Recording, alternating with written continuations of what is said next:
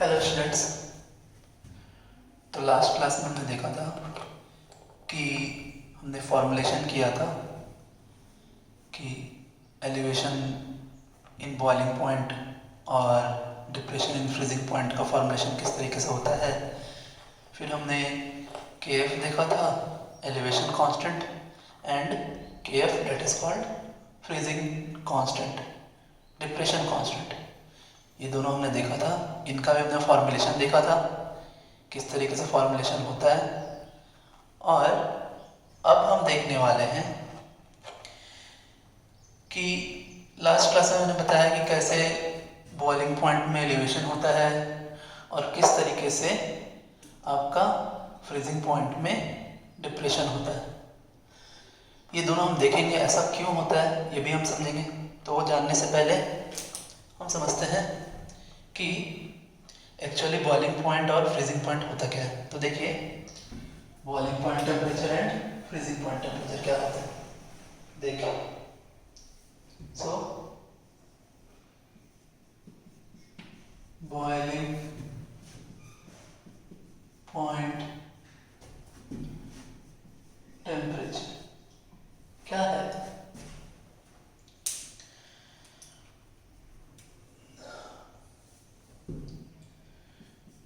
It is the temperature at which the vapor pressure of a liquid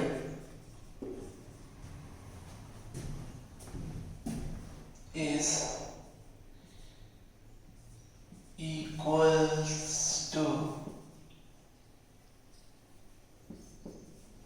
1 atm, और ज़्यादा अच्छे तरीके से बोले हम तो atmospheric pressure.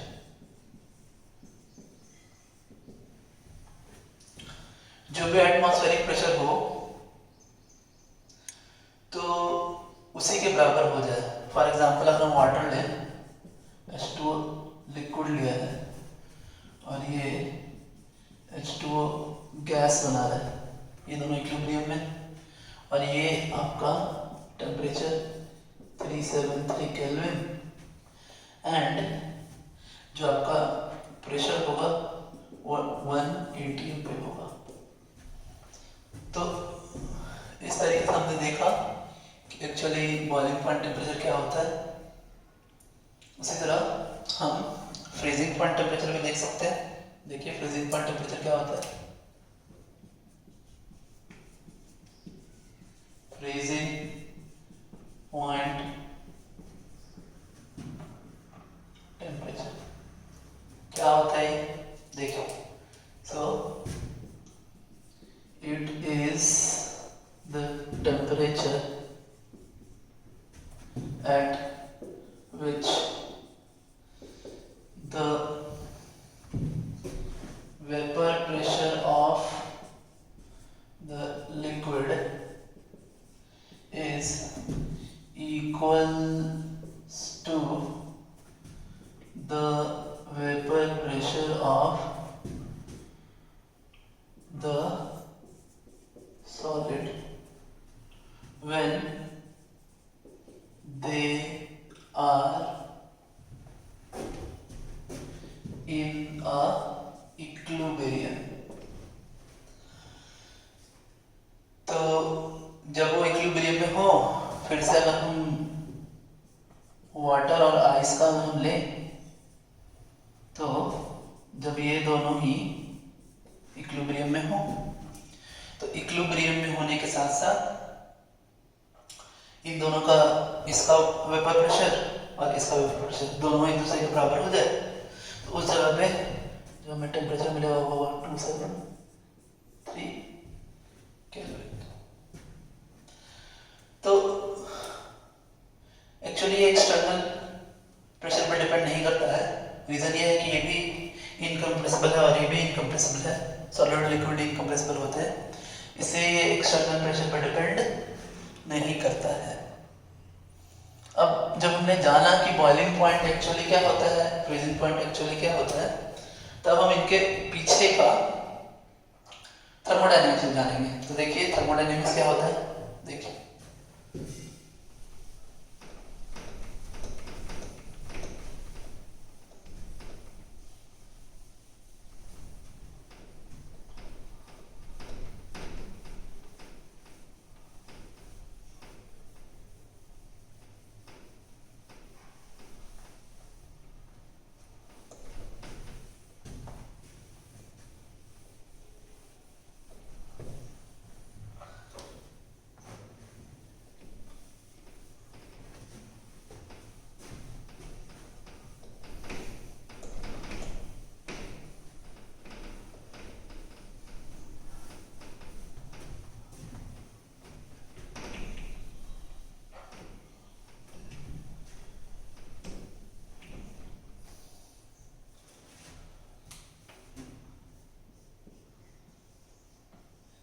thermodynamics of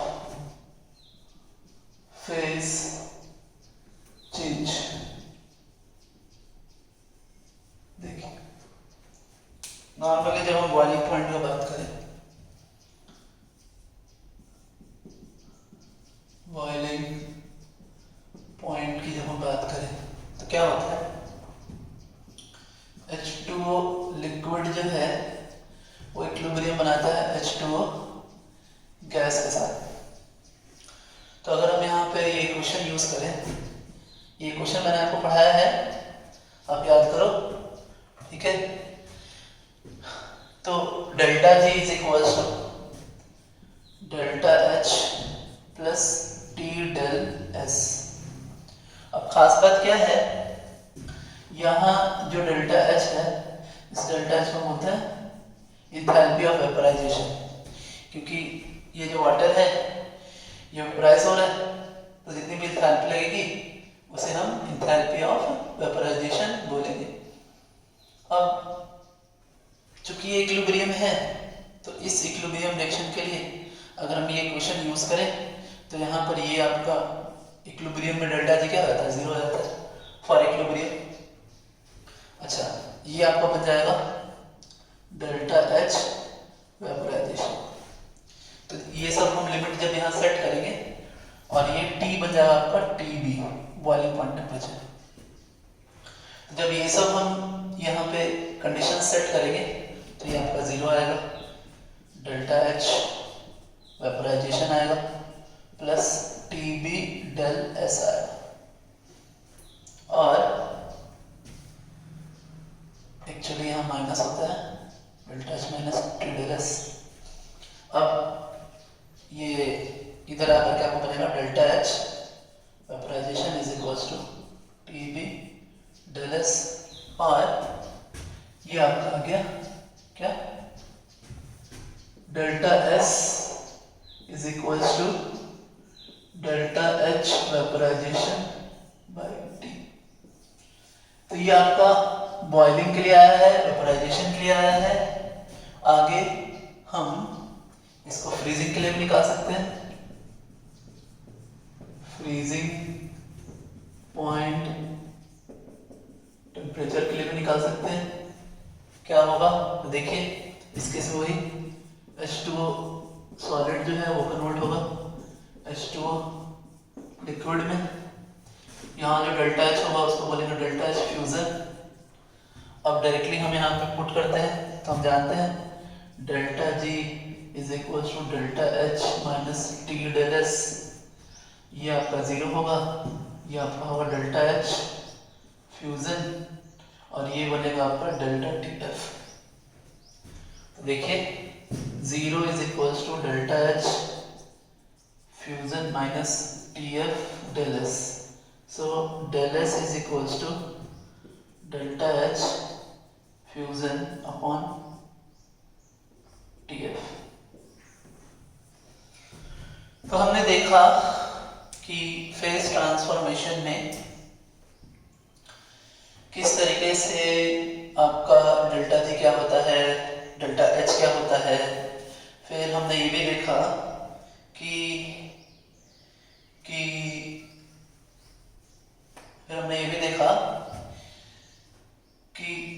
freezing point temperature में, बॉइलिंग पॉइंट टेम्परेचर में किस तरीके से डेल्टा एच और उसकी एंट्रोपी वेरी करते हैं। अब इतना जब हमें नॉलेज हो चुका है आपके फेस ट्रांसफॉर्मेशन का, तो अब हम ये भी जानेंगे कि क्यों जो आपका बॉइलिंग पॉइंट में एलिवेशन होता है और फ्रीजिंग पॉइंट में डिप्रेशन होता है। हमारा मेन मुद्दा आज का यही है, यही मेन अपना एम है कि क्यों बॉइलिंग पॉइंट में एलिवेशन और फ्रीजिंग पॉइंट में डिप्रेशन होता है। देखिए, जब हमें इतना पता चला है तो हम इसको फर्दर जब हम डिस्कस करेंगे तो होगा ये,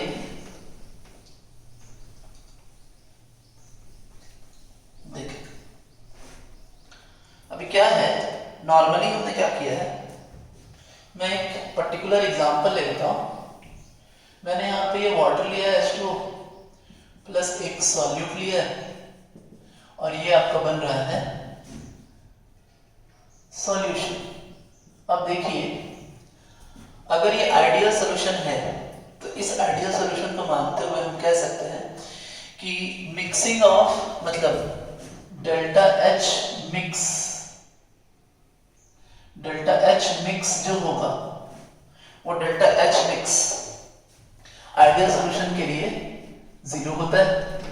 मैंने आपको पहले बताया है, पहले की क्लासेस को अगर आप देखें, ये आपका सीरीज चल रहा है सॉल्यूशन का, और पहले की क्लासेस को अगर आप देखें तो उसमें आपको दिखेगा कि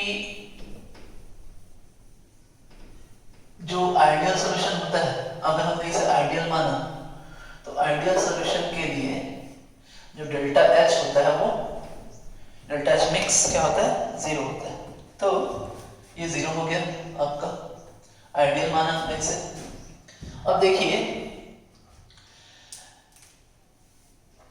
H2O से अगर हमने इसको कन्वर्ट किया, H2O लिक्विड से हमने कन्वर्ट किया H2O गैस में, और यहां इससे भी हमने कन्वर्ट किया H2O गैस में। अब होगा क्या कि यहां से जब हम H2O गैस जा रहे हैं तो यहां भी डेल्टा एच वेपोराइजेशन ही लगेगा, डेल्टा एच वेपोराइजेशन ही लगेगा, और यहां से भी जब हम H2O गैस में जा रहे हैं तो यहां पे भी आपका डेल्टा एच क्या लगेगा, वेपोराइजेशन ही लगेगा। क्योंकि H2O लिक्विड से जब हम सॉल्यूशन में गए तो इन दोनों में कोई भी इंथैल्पी का चेंज हुआ नहीं है, दोनों ही सेम एनर्जी लेवल पे हैं, दोनों में कोई अंतर हुआ नहीं है। तो या तो वाटर से हम वेपर में जाएं या फिर सॉल्यूशन से हम वेपर में जाएं, दोनों में हमें डेल्टा एच सेम लगने वाला है।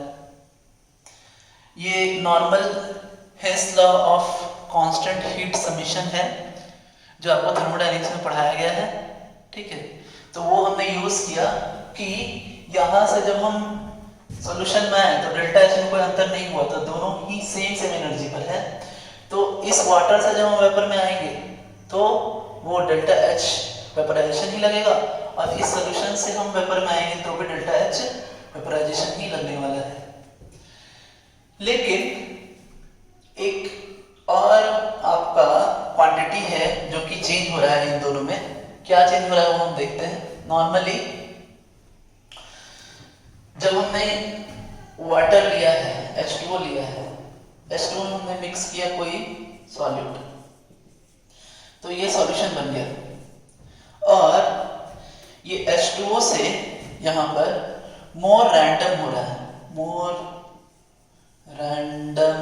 रहा है, है सिस्टम। पहले क्या था, पहले सिस्टम में वाटर अलग था, सॉल्यूट अलग था। अब वाटर और सॉल्यूट एक में मिक्स हो गए, और इस मिक्स होने की वजह से वाटर से सॉल्यूशन का जो एंट्रोपी है वो ज़्यादा बढ़ रहा है। यहाँ जो सिस्टम है वो ज़्यादा क्या हो रहा है, आपका मोर रैंडम हो रहा है, एंट्रोपी बढ़ जा रही है। तो अब अगर हम एक ग्राफ बनाएं, ये ग्राफ हम बनाने वाले हैं किसका, देखो आप, ये मैंने लाइन लिया है, ये नॉर्मली इसको वाई डायरेक्शन एक लाइन समझो आप, ठीक है। यहाँ डेल्टा एस है, किसका डेल्टा एस मैं लिखने वाला हूँ, एक मैं लिखने वाला हूँ वाटर का लिक्विड फॉर्म में, एक और मैं लिखूंगा आपका सॉल्यूशन का, और एक मैं लिखने वाला हूँ H2O इन गैस फॉर्म का। इन तीनों का मैं इस लाइन पे y एक्सिस पे मैं आपका एंट्रोपी लिखने वाला हूँ। तो आप देखो कि आपको यहाँ दिखेगा कि वाटर की एंट्रोपी सबसे लोएस्ट पे होगी, वाटर की एंट्रोपी सबसे लोएस्ट पे होगी। ये आपका H2O का एंट्रोपी है। अच्छा, अब वाटर में हमने जब कुछ मिक्स किया तो मिक्स करने के बाद उसकी एंट्रोपी थोड़ी सी बढ़ जाएगी। ये आपका सॉल्यूशन की एंट्रोपी, और जब हम उसी वाटर को, ये जो लिक्विड फॉर्म है, इसको जब हम गैसियस फॉर्म में बना दें तो सिस्टम और भी मोर रैंडम हो जाएगा और उसकी एंट्रोपी सबसे हाई होगी, सबसे हाई हो जाएगी। और ये रहा आपका H2O गैस का। अब देखिए जो एंट्रोपी चेंज हो रहा है आपका, वो क्या हो रहा है, वाटर से ये सॉल्यूशन में जा रहा है डेल्टा एस, और ये वाटर से आपका ये वेपर फेज में जा रहा है। तो ये डेल्टा एस और ये डेल्टा एस, ठीक है। तो हमने देखा कि जो डेल्टा एस आपका ये सॉल्यूशन का है और ये डेल्टा एस आपका, एक्चुअली मैंने उल्टा लिख दिया, सॉरी, ये है आपका सॉल्वेंट और ये आपका सॉल्यूशन। तो आपको दिखा कि डायरेक्टली सॉल्वेंट से हम जब ऊपर की ओर गए, ये चेंज किया सॉल्यूशन यहाँ से यहाँ, और फिर यहाँ से यहाँ जो हम चेंजिंग कर रहे हैं इसको हम बोलेंगे डेल्टा एस डैश्ड। तो आपने देखा, हमने देखा कि किस तरीके से आपका जो डेल्टा एस सॉल्वेंट है और जो डेल्टा एस है, उन दोनों में ये बहुत बड़ा है, यहाँ से बहुत ज़्यादा एंट्रोपिक चेंज हो रही है, और यहाँ से एंट्रोपिक चेंज बहुत ही कम हो रही है। इसे हम यूज करेंगे, देखिए किस तरीके से हम यूज करते हैं।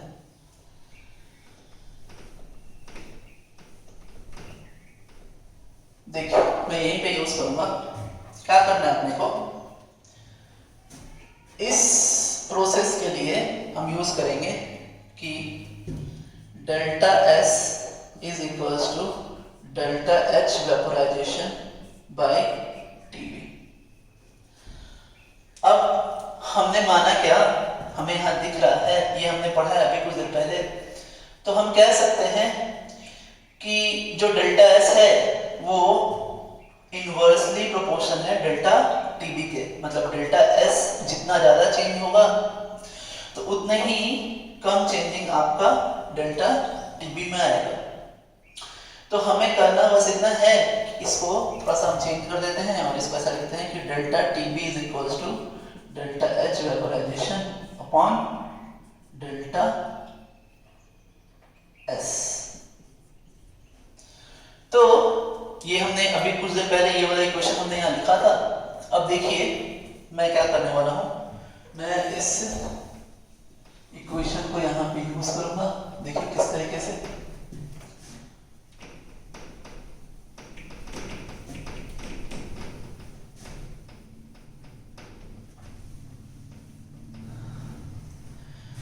ये मैंने नाम दे दिया, ये प्रोसेस 1 है, ये प्रोसेस 2 है।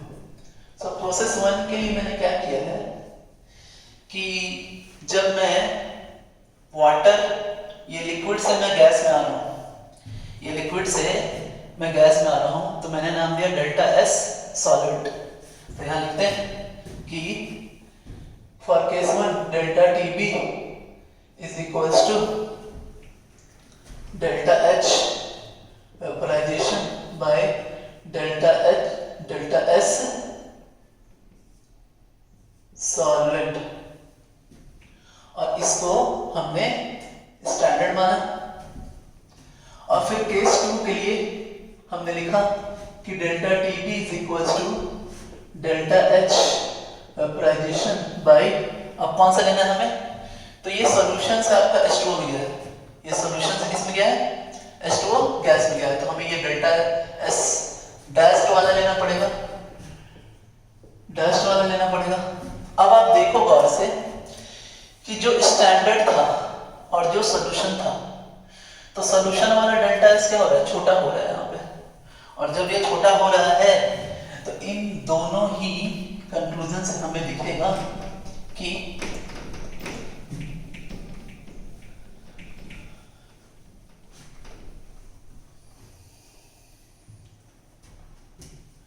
Delta TB standard is less than delta TB। इसलिए सॉल्यूशन में क्या हुआ कि सॉल्यूशन का जो बॉइलिंग पॉइंट है वो बढ़ गया सॉल्वेंट से, और इसलिए यहाँ पे क्या हुआ है कि यहाँ एलिवेशन इन बॉइलिंग पॉइंट हुआ है। और ये एलिवेशन इन बॉइलिंग पॉइंट को हम दिखाते कैसे हैं, दिखाते हैं delta TB minus delta TB standard, that is change in delta TB। तो ये हमने देखा कि किस तरीके से बॉइलिंग पॉइंट में आपका एलिवेशन हो रहा है, हमने एंट्रोपी की मदद से ये चीज देखा। अब हम फ्रीजिंग पॉइंट के लिए देखते हैं किस तरीके से वहां डिप्रेशन हो जाता है। देखिए किस तरीके से डिप्रेशन होता है वहां पे, आइए समझते हैं इसको।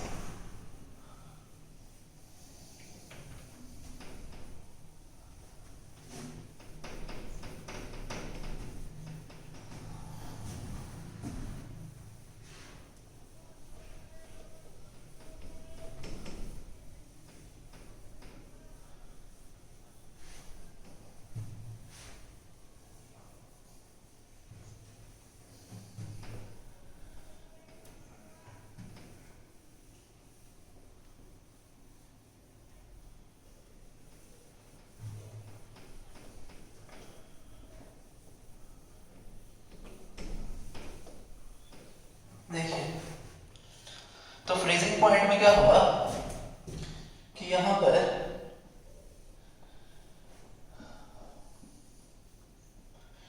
ये वाटर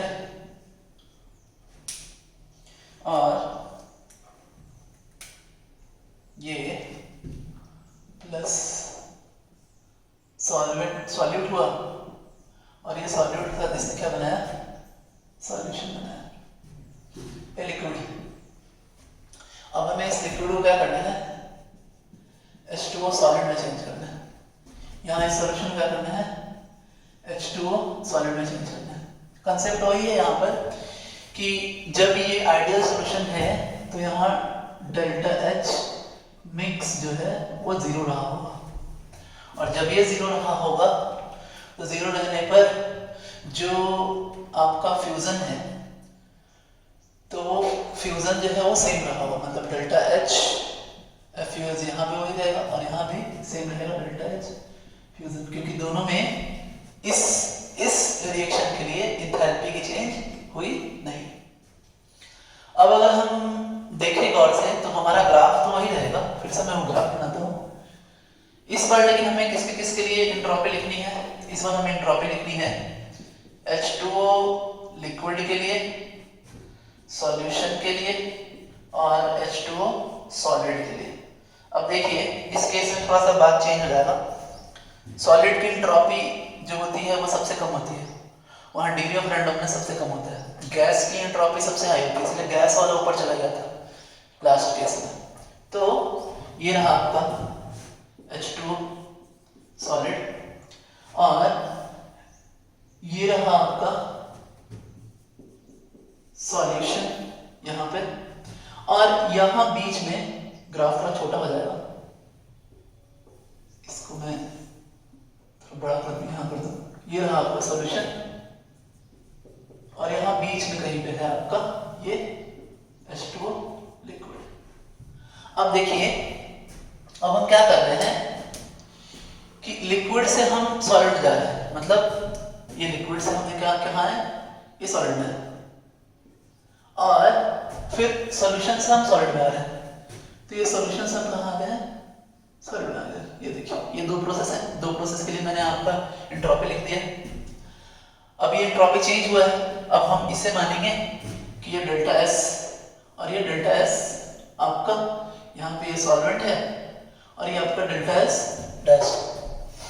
अब देखिए मैं फिर से वो जो फेज इक्वेशन है मैं वो यूज करूंगा यहाँ पे। तो मैंने यहाँ यूज किया तो हमें क्या मिला, देखिए हमें मिलेगा, हमें देखा कि delta T F is equal to delta H F U S by delta S. ये हमने देखा है। जब हम इस केस के लिए यूज करेंगे तो हमें दिखेगा कि डेल्टा टी एफ इज, चूंकि ये आपका लिक्विड से सॉलिड में आ रहा है तो ये स्टैंडर्ड हो जाएगा, और स्टैंडर्ड के लिए delta H F U S, और जो चेंज हो रहा है वो चेंज क्या हो रहा है, delta S solvent, delta S solvent, और यहां पर जो चेंजिंग हो रहा है वो होगा delta T F is equal to delta H fusion by delta S test. दोनों को जब हम कंपेयर करेंगे तो जो सॉल्वेंट है वो सॉल्वेंट का जो आपका फ्रीजिंग पॉइंट टेम्परेचर है वो ज़्यादा है और सॉल्यूशन का जो है वो कम है। तो यहाँ पर सॉल्यूशन के जो फ्रीजिंग पॉइंट है उसमें डिप्रेशन हो गया, वो कम हुआ है।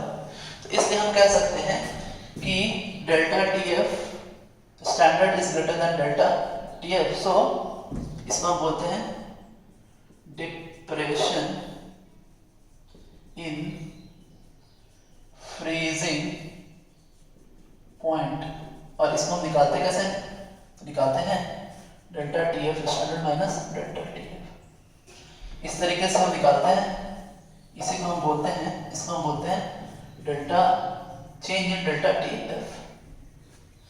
तो आपने देखा ये किस तरीके से एंट्रोपी पे हमने पता किया कि कब डिप्रेशन होता है, फ्रीजिंग पॉइंट में कैसे होता है, और एलिवेशन कैसे होता है बॉइलिंग पॉइंट में।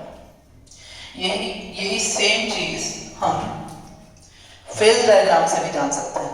देखिए फेज डायग्राम से कैसे जानेंगे हम, देखिए फेज डायग्राम, आइए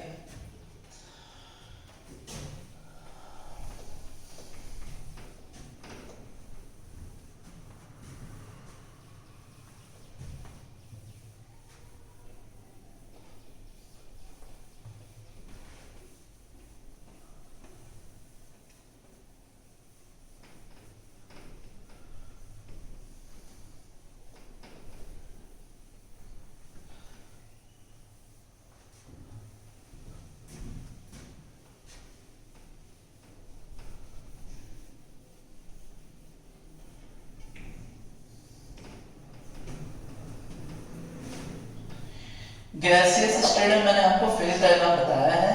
फेज डायग्राम होता क्या, गैसियस इक्विलिब्रियम भी पढ़ाया है, इक्विलिब्रियम में केमिकल इक्विलिब्रियम में फेज डायग्राम मैंने आपको बताया है, वही फेज डायग्राम में यहाँ यूज करने वाला हूँ। देखिए फेज डायग्राम, फेज डायग्राम, देखिए करना क्या अपने को, अच्छे समझते हैं कि ये अपना ये रहा आपका, यहाँ प्रेशर है और यहाँ टेम्परेचर है, और ये आपका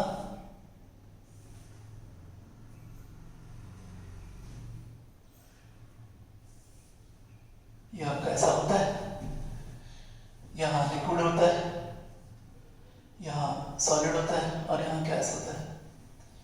अब ये मैंने आपको पहले भी बताया है, इस जगह पर ये जो पॉइंट है, इस पॉइंट को क्या बोलते हैं, ट्रिपल पॉइंट टेम्परेचर बोलते हैं। यहाँ पर 4.58 mm ऑफ Hg होता है प्रेशर, और यहाँ 0.01 केल्विन टेम्परेचर या degree centigrade, actually degree centigrade temperature होता है। और अगर हमने 1 atm प्रेशर ले लिया, यहाँ पे 1 atm मिल गया, 760 mm ऑफ Hg, ये 1 atm होता है। तो यहां से मैंने जब इसको ऐसे देखा तो हमें दो पॉइंट मिले हैं। देखिए ये एक पॉइंट मिला है और इस पॉइंट के क्रॉस, और एक ये पॉइंट मिला है इस पॉइंट के क्रॉस। इसमें नाम दे दो पॉइंट 1, ये पॉइंट 2। तो पॉइंट 1 के अक्रॉस क्या हो रहा है कि आपका जो सॉलिड है वो इक्विलिब्रियम बना है किसके साथ, लिक्विड के साथ। और पॉइंट 2 के क्रॉस क्या हो रहा है, जो लिक्विड है वो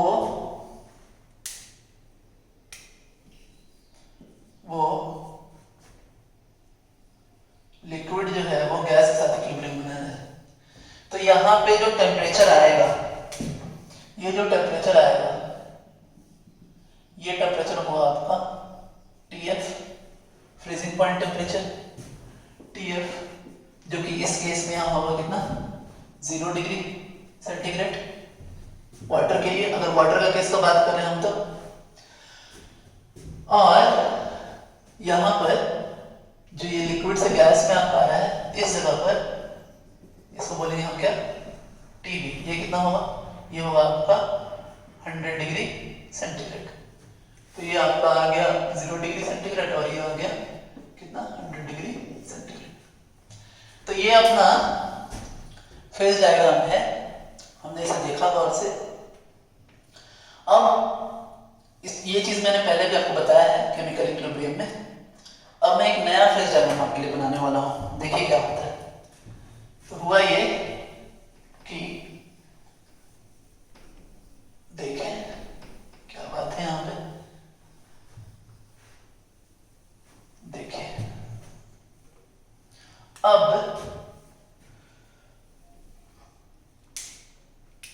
करना ये है,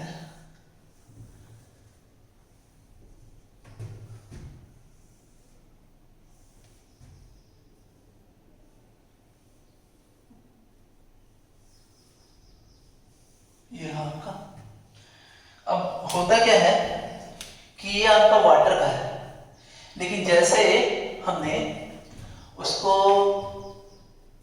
सॉल्यूशन बनाया, तो सॉल्यूशन बनाने के बाद ये जो ट्रिपल पॉइंट है, ये ट्रिपल पॉइंट थोड़ा नीचे आ जाएगा, इस जगह पे आ जाएगा। ट्रिपल पॉइंट जो है वो आपका क्या होगा, थोड़ा नीचे आ जाएगा। और जब वो नीचे आएगा तो फिर यहां से एक न्यू फेज डायग्राम आपका चालू होगा इस तरीके से। और ये जो न्यू फेज डायग्राम चालू हुआ है, ये आपका सॉल्यूशन के लिए है और ये वाला आपका किसके लिए है, ये आपका वाटर के लिए है। तो अब यहां से अगर हम इसको बनाना चालू करें, ये 760 mm ऑफ Hg पर कहीं भी ये लाइन ले सकते हैं हम, और थोड़ा नीचे ले लेते हैं तो बेटर रहेगा। देखिए नीचे लेते हैं, आइए, ये हमने यहाँ लाइन लिया और इस लाइन के क्रॉस हमने ये ग्राफ पे एक्सटेंड कर दिया आगे की ओर ऐसे। और जब इस आगे की ओर एक्सटेंड किया तो हमें देखिए इंटरसेक्शन कहाँ मिला, यहाँ इंटरसेक्शन मिला, यहाँ ये और ये। अब इस लाइन के क्रॉस और इस लाइन के क्रॉस ये 4 लाइन आए हैं अपने, फिर से देखिए ये 4 लाइन है। इसको मैं थोड़ा डिफरेंशिएट कर देता हूं। ये ब्लू से होकर के आए हैं, ब्लू थोड़े बड़े, और ये दोनों ब्लैक से होकर आए। तो ये ब्लैक वाला वाटर के लिए है, ये वाला किसके लिए है, सॉल्यूशन के लिए। अब गौर से देखो आप, ये जो पॉइंट है, ये पॉइंट आपका फ्रीजिंग पॉइंट है, यानी ये आपका वाटर के लिए है, तो ये TF क्या होगा, स्टैंडर्ड होगा। और ये आपका सॉल्यूशन के लिए ब्लू वाला, तो ये क्या हो जाएगा, TF हो जाएगा। अब आप गौर से देखो, यहाँ जो फ्रीजिंग पॉइंट है, यहाँ फ्रीजिंग पॉइंट है, ये पॉइंट अभी आपको मैंने बताया, देखो ये फ्रीजिंग पॉइंट है। इस पॉइंट के क्रॉस सॉलिड से किस में जा रहा है, लिक्विड में जा रहा है। तो इस लाइन का एक क्रॉस आपका ये फ्रीजिंग पॉइंट है, और जब हमने सॉल्यूशन बनाया तो उसका जो नया फ्रीजिंग पॉइंट वो पहले से कम हो गया। तो यहाँ पे क्या हुआ है, ये डिप्रेशन हुआ है, डिप्रेशन इन क्या हुआ है, फ्रीजिंग पॉइंट हुआ है। और ये जो लाइन है, ये लाइन आपका वाटर का क्या है, बॉइलिंग पॉइंट है टीबी, और जो सॉल्यूशन का बॉइलिंग पॉइंट है वो आगे आ गया है, तो ये क्या होगा टीबी, ये स्टैंडर्ड वाटर के लिए स्टैंडर्ड होगा और ये वाला आपका टीबी होगा। तो यहां हमें दिख रहा है कि बॉइलिंग पॉइंट क्या हो गया, एलिवेशन हुआ,